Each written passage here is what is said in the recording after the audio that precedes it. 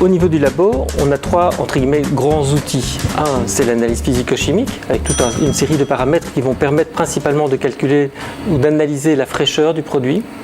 Et puis on a d'autres instruments qui viennent se greffer là-dessus, ce sont les analyses polliniques, donc l'analyse des pollens présents dans les miels. Là, ça va donner une idée de l'origine botanique. Et on a aussi tout l'aspect organoleptique, donc les arômes présents dans les miels. Et ça va donner une autre information sur l'origine botanique. Quand on couple les trois, on a une très bonne information sur l'origine du produit et sur sa fraîcheur. Au niveau des analyses physico-chimiques, donc ici au CARI, une bonne partie de celles-ci sont accréditées. Ça veut dire qu'on est régulièrement contrôlé par un organisme extérieur pour que nos résultats soient justes et répétables. Ces analyses, c'est l'analyse de l'humidité du miel, l'analyse des enzymes présentes, donc indice de saccharase, indice de diastase, l'analyse de l'HMF, produit de dégradation du fructose, la conductivité et le pH du miel. Donc ces analyses sont accréditées. À côté, on a aussi développé une analyse de dureté du miel. Donc ça, c'est réalisé dans le cadre d'une IGP qui va prochainement être mise en place au sein de la Wallonie. Donc une indication géographique protégée et qui sera liée aussi à la texture du miel, à sa tartinabilité. Alors deuxième type d'analyse, ce sont les analyses de pollen.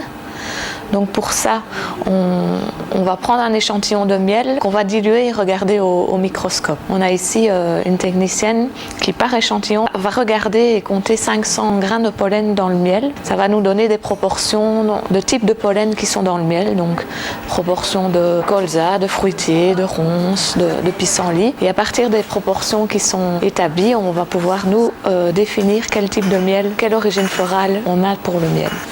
Et la dernière analyse, c'est l'analyse organoleptique. On travaille sur cette analyse depuis plus de 20 ans au CARI. Pour cette analyse, on a développé une roue des arômes qui définit bien tous les arômes, toutes les saveurs qu'on peut retrouver dans un miel. C'est des arômes chauds, agréables, fruités, florales, végétales.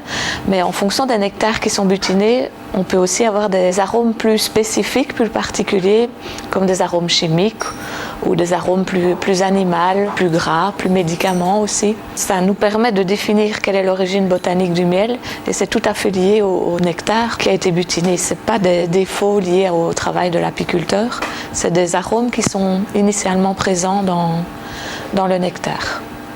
En fin de compte, ce laboratoire permet aux apiculteurs de connaître la qualité de leurs produits, de connaître la conservation de leurs produits et ça va leur offrir tout un outil de valorisation qu'ils vont pouvoir utiliser sur leurs étiquettes.